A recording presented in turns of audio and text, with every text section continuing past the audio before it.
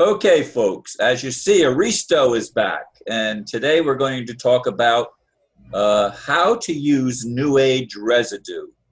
And this is video number 2853.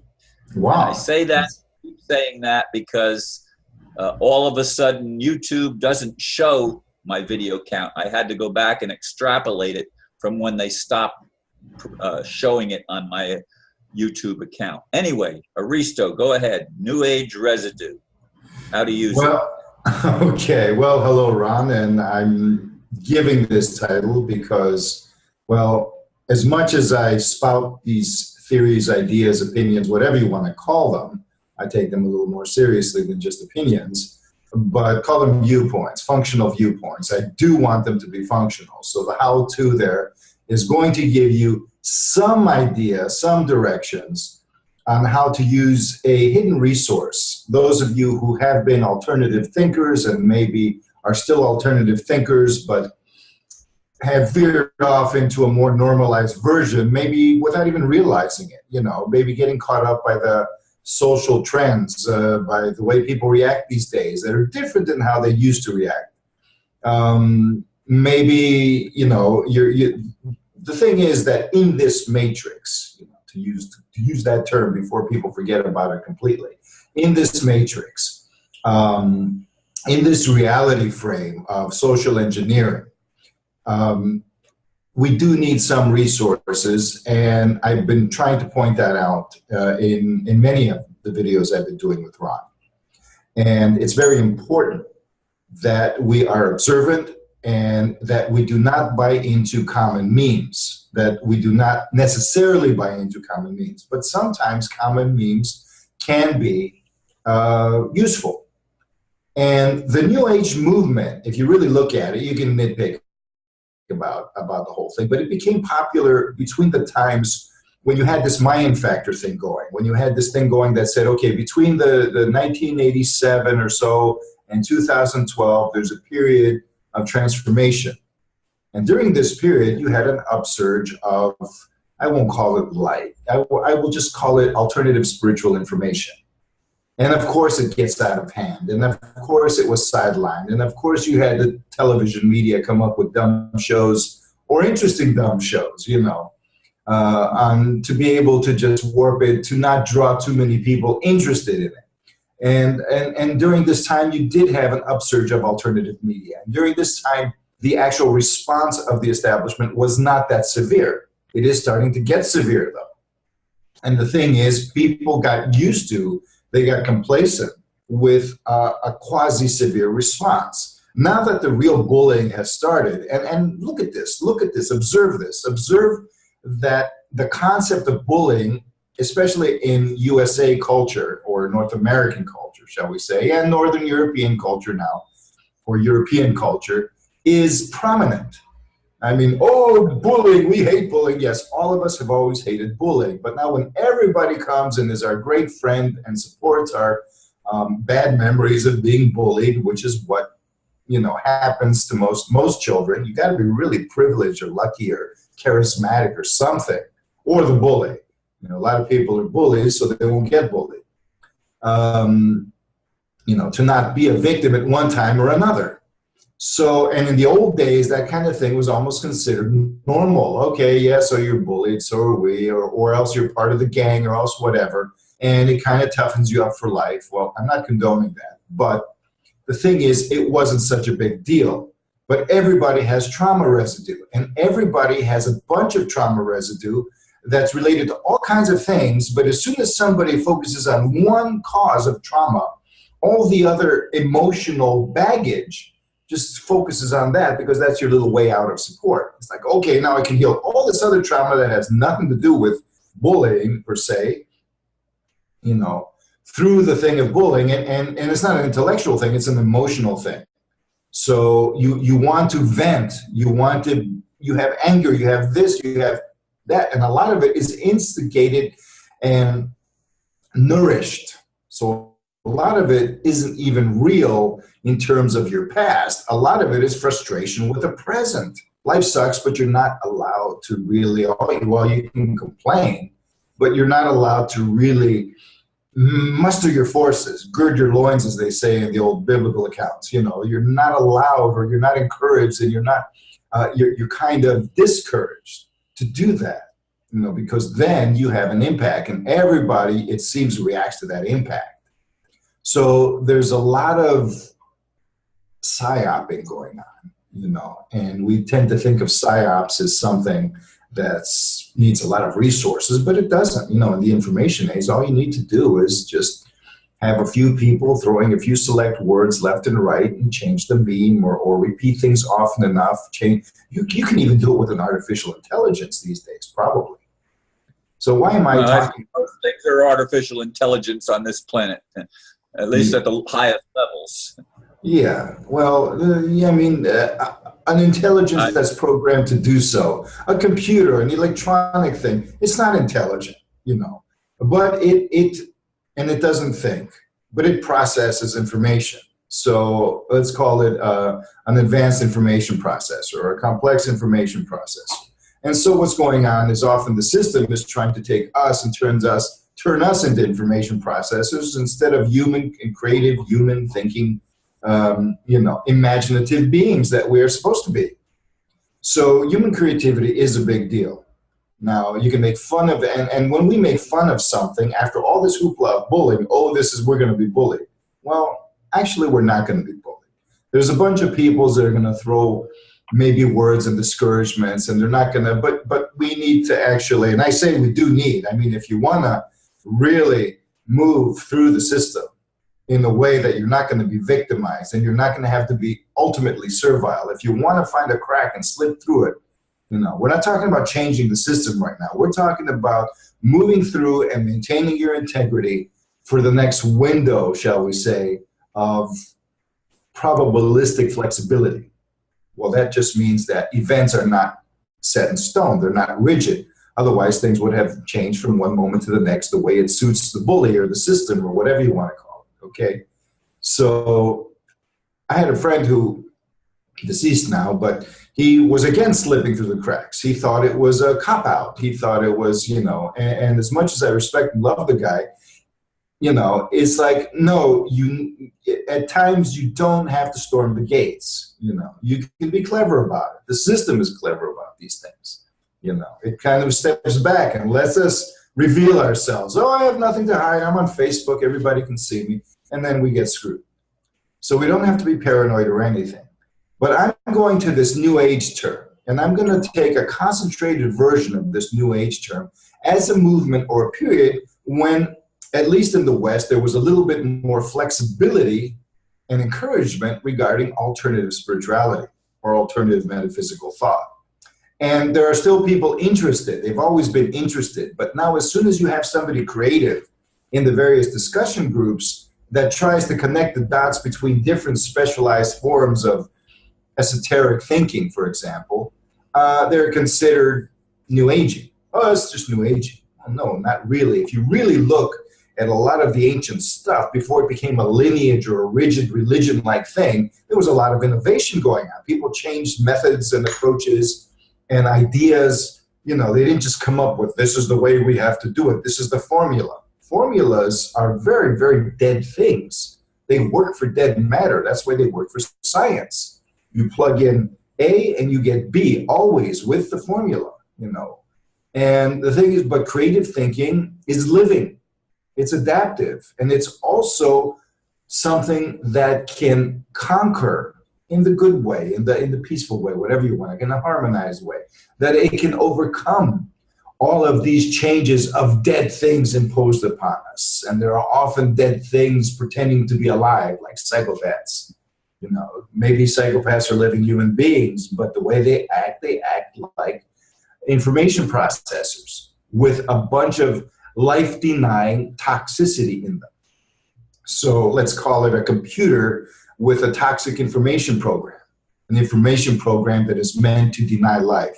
Only for them, it's also a subjective experience. However, because these psychopaths deny any kind of honest feeling and empathy and connection with themselves and the environment, then their role of information processor is more a self-fulfilling prophecy, shall we say. So let me continue. New Age residue is basically what is left to us, what we can remember from the positive dynamics of the New Age movement, those of us who have been interested in this, those of us who have remembered why we started, oh, it's trendy, let's do it. No, that's not the reason. It's like, well, the crap that's going on right now, let's say circa 1985, which is a very materialistic time period, the Reagan era, you know, Reagan, Bush, and all of that. And there was a time that was the conservatives were very, very, you know, people are pretending to be liberal now in America, for example. So conservatism is a thing that they, you know, or at least half the population, it's a thing that they frown upon. But back then, it was the big thing for most people. So for a so-called New Age movement to rise up, you know, it wasn't easy, but at the same time, there were a lot of so-called liberal types who were behind it. You know, people in California, think tanks like Big Sur, you know, people, neo-Eastern religion type things. And of course, the Christian fundamentalists were always saying that it was satanic. And I will say that there are Illuminati influences in it. And by Illuminati, I'm talking about, let's say, European materialistic spirituality. Okay, materialistic spirituality basically believes it's just like science, only it believes in what science doesn't. It covers all of the bases that science doesn't cover, but it uses a similar methodology along with certain factors like intuition and hypnosis and symbolic thinking that most scientific methodology, at least the natural sciences, don't use. So it's a kind of alternative science extension of the natural sciences. And eventually, just like alchemy, for example, became chemistry in the sciences and astrology became astronomy or was expressed that way, you have these materialistic spiritualities became psychology and hypnotic therapy and things like that. Neurolinguistic programming, you know, all of these things. So the establishment types, the think tank types are materialistic. They really are not so-called spiritual. They can't connect with that. They don't know what that is. It doesn't, they know a concept. So it's not something they can actually use. So for them, the New Age movement, it's a way, it's useful for so long as, for example, they want to observe our behavior, you know, the behavior of real genuine types and emulate it or maybe get something from it, or at least point out who the fuck is doing it, you know, from the other side so they can learn how to repress it. They want to learn your weakness. So how do you learn somebody's weakness? Get them to express themselves. Hey, yeah, I'm your friend. Let's see. Dude, be yourself. Be yourself, as they say. So we're encouraged to be ourselves. And yeah, okay, we reveal everything. Here I am. Here's my weakness. Ooh, I hurt when you hurt me here. You know, so, and the result is we wonder, why am I being attacked? Why am I being slammed? Well, because when you're in a den of lions, you do not act like a sheep. Yeah, it's cool to be a sheep. Roll around, graze, it's nice, peaceful in the meadows. But when you're in a den of lions, you don't act like a sheep. You know, there's a story about a lion cub that was raised among the sheep and thought he was a sheep. And there's also a story about a sheep that was raised among the lions. And eventually his aroma, his whiff, you know, the lion, he could pretend he was a lion all he wanted, but he still smelled tasty. So they ate him anyways. That's the difference between lion and the sheep. If you're a lion and you're among sheep, the sheep will accept you if you act like a sheep. If you're a sheep and are among lions, you know, you're screwed. So that's something to remember. And what does New Age residue have to do with this? Well, how to use it. The thing is, first of all, you are not a sheep among lions. This is all an image, and the New Age shows you spirituality is the way to grasp seemingly rigid reality and make it more flexible. It's not a hypnotic effect. There is a spiritual dynamic, and I'm not talking religious, I'm talking spirituality is this, it's the breath. The essence of your consciousness is alive, okay? Is a living dynamic, is an essence of life itself. It's not a mechanism, okay? You are not a machine. You are a living being. The truth of that is the essence of all spirituality. Science may call you a living being, but in essence, it calls you a lifelike machine, a machine that acts in a way that we consider to be alive, but that's just our subjective opinion, okay? So there's no proof that we're actually really alive. We're just going through metabolic processes that seem to go on as long as we fuel ourselves. So really, science doesn't admit to life, and if you look at scientific philosophy, it raises the problem of consciousness. In other words, we're not supposed to really exist. Why do we? Where everything is really a mechanistic dead thing, you know. So who cares? We exist anyways, you know. Well, your philosophy kind of breaks down there. In any case, I don't want people to come and bring me complex arguments. They probably won't, because this is a relatively small channel.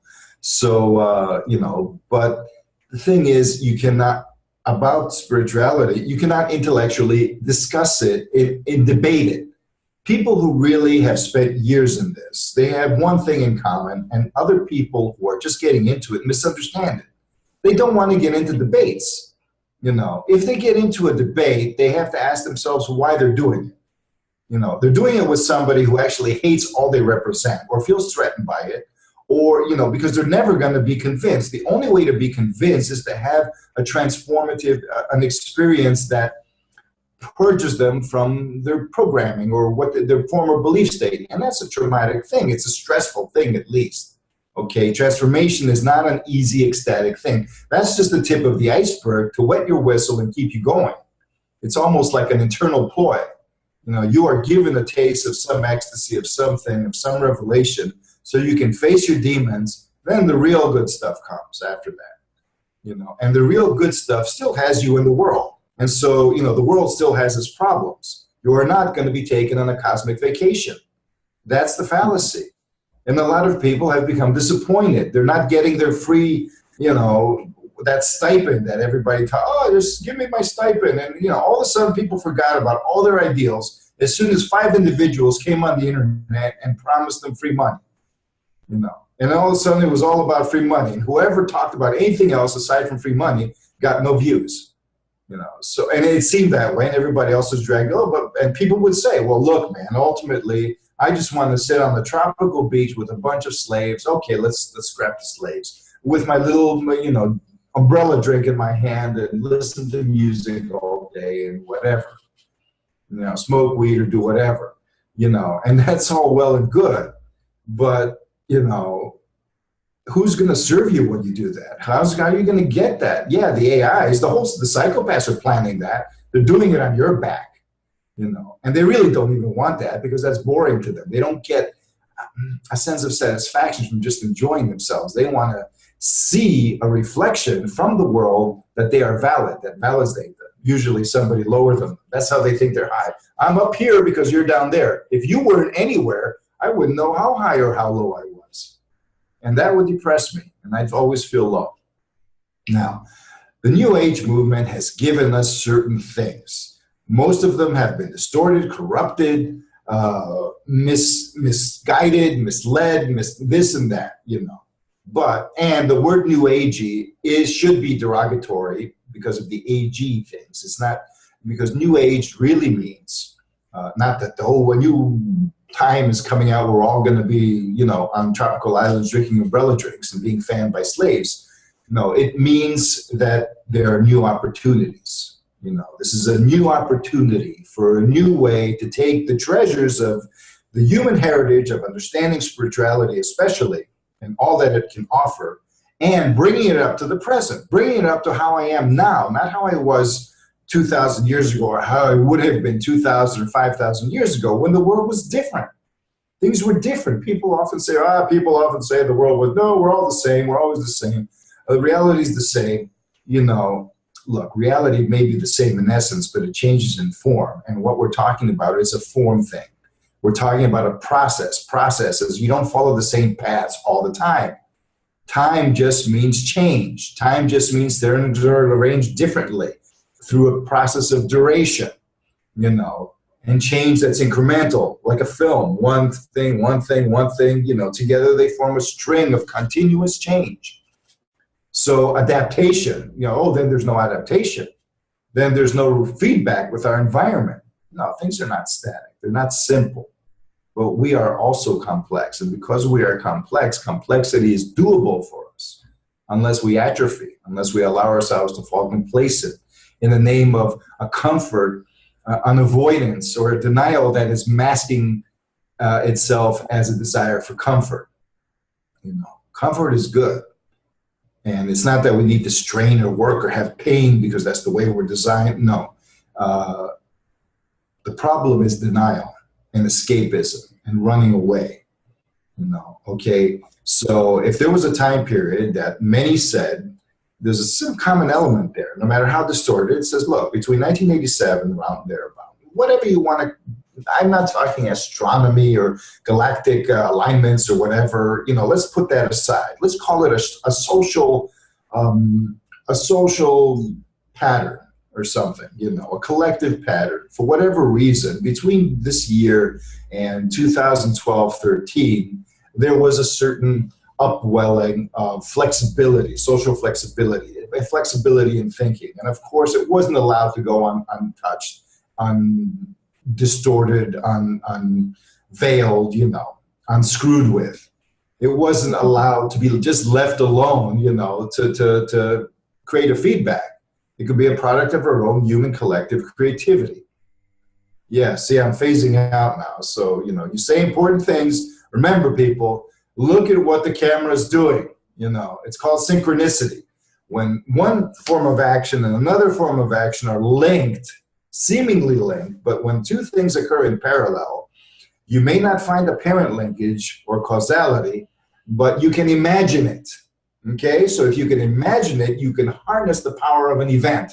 That's New Age thinking. It's magical thinking. There's nothing to prove it, but it can empower you as long as you do not become dependent on it. That's the problem with the New Age. The same problem over and over again with the sheep, dependent on whoever plays authority. You know, this is why, you know, look, I've been into this stuff for decades, you know, and I could have trained myself to be more charismatic, more whatever, and I could have, you know, combined the sense of what people want to hear with what I know, maybe helped them a little bit and justified it, probably made a lot of money. I predicted a lot of trends that happened, like in the 90s, you know, when these so-called, a lot of these teachers were coming up from the early 90s on. I could have written books, you know. But it really bugs me to pay lip service to the human capacity to avoid things, you know, because then I become complicit. And when 2013 rolls around, and I probably, fingers would be pointing at me and calling me a fraud or whatever, and in a sense, rightly so, I probably would have had trouble with myself, you know. And that's happening to a lot of people. There's a lot of people who are falling, you know, and or being thrown under the bus. You know, celebrities, gurus, this, that. Others are rising up again and getting with the system even more, showing more loyalty. It's a call to, like, you know, okay, quit your dilly-dally, quit your fence sitting. You who portray yourselves as neutral, you really have to choose. Are you with the losers who are going to all be condemned with they're refusing to put the so-called beast on their forehead? Are you going to be with the winners, you know, the 666ers or the 99ers or the 555ers? You remember 555, you know, not quite 666, but, you know, pretty close enough to be a winner, you know. So, and again, you know, I try to, like, harmonize with that and talk about it and explain it in some way to take it out of the bullshit mode. That's New Age thinking. Okay, but we're talking about the New Age residue. When you have a thing and you let it seep through, you know, usually you throw out the residue and drink the juice. Well, I'm saying throw out the juice and just leave the residue, you know, because the residue has what you need. The rest of it is like the comforting illusion, the tea, the Kool-Aid that everybody else would drink, you know, and then they'd start gagging on it and say, this sucks, this is stupid, this doesn't help, this is bullshit. You know, but that residue, you know, even though it's a bad connotation, it might help you. You know, look back over your old New Age books. Don't look at the stuff that promises you the moon and the stars. But just remember that alternative thinking is linked to New Age thinking. Even though if you might have these conservative alternative types that are actually into like libertarianism, Christianity, you know, blah, blah, blah, and all of these things that the president, the current president, seems to be promoting, you know. Even though you may have all of that stuff there, there's something, you notice that alternative, the New Age types are also talking conspiracy theories, maybe two different poles of it, but they both have an alternative thing. Well, you get out of your stupid, and I say stupid, conservative mindset and your stupid liberal mindset because they are short-sighted, and go into what you have in common, the synchronicity of the controversy itself. Shit is not right with the world. And it's not right because there are reasons for it. There's human activity. We don't have a problem blaming ourselves for changing the whole damn climate because we release too many gases, we're driving too many cars, we have too many comforts, basically. We got to go down to the Middle Ages while the other group is free to fly their planes and pollute the waters and wage their wars, you know, really. And it's crazy. Oh, yeah. Because it's crazy because they're going to use that whole thing to demand stuff from you, you know. So get back to that thing that the alternatives, and the thing is both of these, alternatives, liberals and alternative conservatives, and now the liberals have been, their butts have been licked a little bit, so they're now all normal, yes, so we won't be bullied anymore, and you know, everywhere we've got, so we're going to slam the other side and have fun beating them up. Why don't you be the bully for a change? That's what the system is telling us. You know, at least in the United States. And you know that if that happens, you're being set up for a fall. So step back from it. Look at all the shit that the trolls criticize, you know. A lot of it is bullshit. Of course it's bullshit. Maybe 80% is bullshit. Because otherwise it would be, you know, it wouldn't be credible. It'd be obvious, you know. Look for that 20%.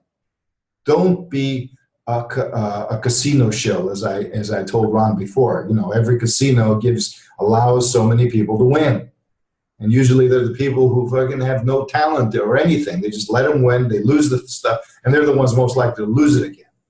So don't be a casino shill. Win on your own terms, or at least move. Forget about the winner loser thing even. You know, that's another ploy. Get in there and make a crack and slip through it to get to a point of probabilistic opportunity and flexibility where things can move in your direction. And look at all of these crazy magical thinking ideas and maybe apply something, work with it, see what works for you, because everything has been misrepresented. That's my suggestion here. That's one suggestion. So I'll leave you with that. Think of it what you will. No arguments about it, you know. Think of it what you will. So thank you for taking the time to listen, those who have. Maybe we'll be doing more videos with Ron again. I don't know what the frequency will be, but again, good to be here, and namaste. Well, thank you, Aristo. It's good catching up with you again, and as you said, namaste.